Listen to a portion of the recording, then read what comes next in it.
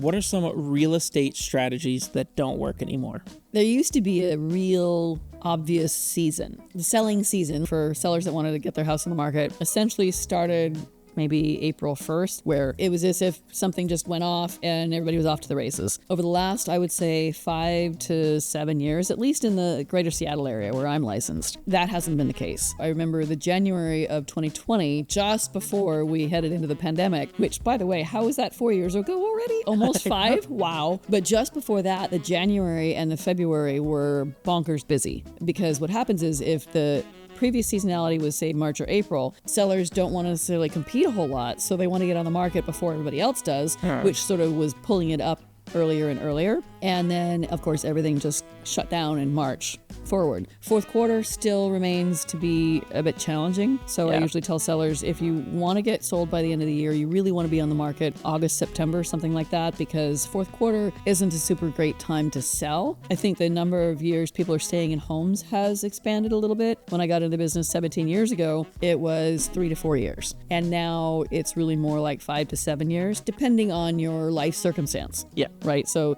young families may be in their house for the next 10 or 12 years because they're talking about schooling. Seems like no longer waiting for a peak season is not really the move anymore. Yeah.